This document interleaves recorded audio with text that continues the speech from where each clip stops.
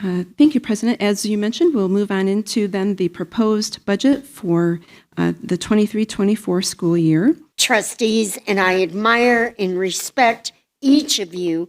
You are required by law to pass a budget by June 30th, when most of the facts and answers that you need are not available.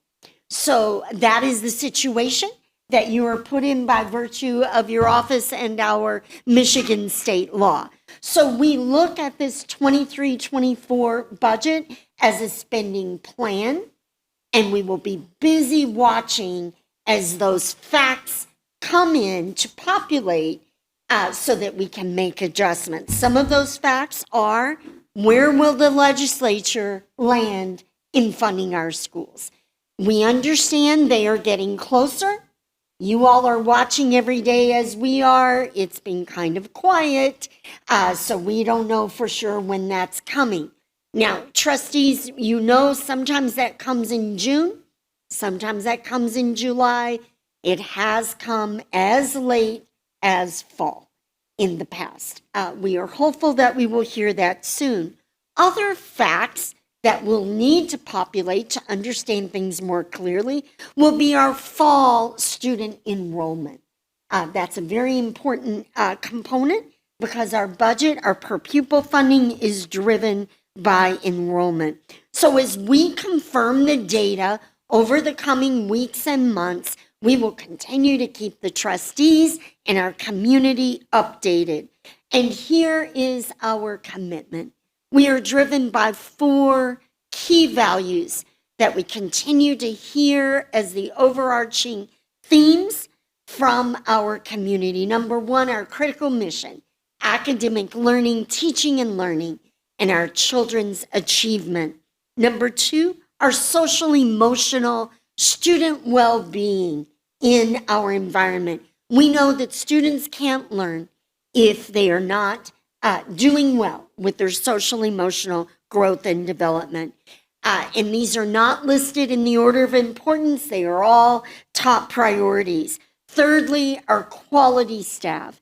And I appreciate the support of this board in approving contracts recently for every single employee group because being able to attract, recruit, and retain is critical to our mission of serving students.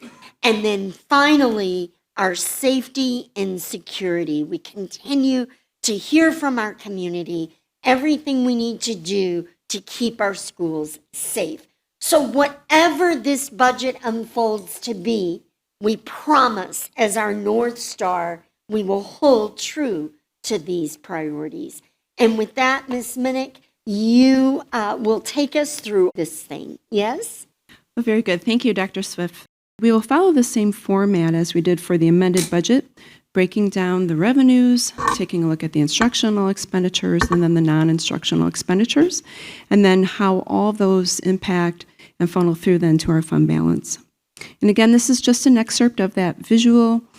In this format, we see that promulgated by statute, we illustrate a column showing the audited figures from the prior year, as well as the proposed amended budget for this current school year, and the proposed original budget for next school year. And then for the reader's convenience, a variance column there. So let's take a look at the revenue. Again, we have those 4 sources of revenue, and since that time, of course, there are many variables that we know now that have impacted the proposed budget for this year and may carry forward to next year. But we have a lot of new revenues on the horizon. So as we go to the next slide, we'll take a look then again at those local and state combined line items. Of course, we will have some adjustments in the local sources. It's easier if we think about state aid as a combination, once again, of the state and local dollars the state dollars plus combined with the local dollars, state and local together. So to keep the presentation apples to apples, we'll combine them here once again. As we read across those columns, we can see there's a variance between the current proposed amended budget for this year and the proposed budget for next year. an increase of $15.4 million for the state and local dollars alone. What is driving those dollars? As Dr. Swift mentioned, we have not heard a lot lately, just yet, on our state aid and what that might mean for schools. However, we have attended the Consensus Revenue Estimating Conference twice this year, January and May, and we know that those outcomes and those assumptions at the state level indicate steady, maybe nominal, but steady projected growth at the state level, both in their general fund, general purpose monies, but also in the school aid fund. Then we saw the reveal of the executive governor's budget proposal, along with the House and the Senate. And all three of those budgets were good news for schools. All three had common themes. Some of them aligned very well with the dollar values. Others had a range of dollar values, yet they all had those same themes, and they all spent down those revenues and monies to small fund balance amounts. So from a reasonable and responsible standpoint, that would indicate that the intention at the state level is to push the dollars out and not collect a large fund balance. So with that in mind, the foundation allowance alone, we anticipate to amount to additional revenues of $7.6 million. That's just assuming flat enrollment. We don't know our enrollment for next year yet, so just to be prudent, we keep that flat. We know that the governor had proposed an increase of $435 per pupil. That is middle of the road. The House and the Senate, one was higher, one was greater, one was less. But we will go with what's in the middle because of that optimism of the push through of the funds to the schools. Additionally, state grants. The common themes once again around mental health, safety, the educator workforce grants, academic supports, and early childhood all stem through all three of those budgets. So amounting to what we anticipate to be $3.6 million in revenue. In one form or another, we're not sure exactly what type of grant it will land, but we do expect those monies to be pushed out. And then, of course, special education at risk, Michigan Public Employees, retirement system monies, and then other categoricals appear to amount to $4.2 million in additional revenue. Once again, this is a reasonable, responsible budget.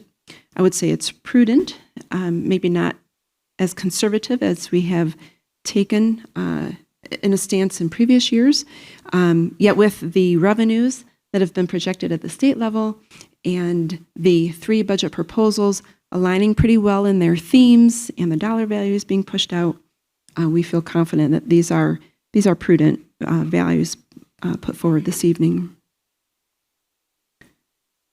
On the next slide then, we hold the federal source revenue constant.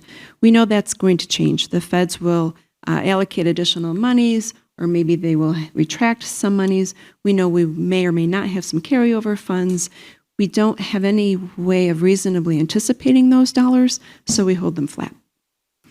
On the inter-district sources, again, this category is primarily, if not only, the Public Act 18 monies.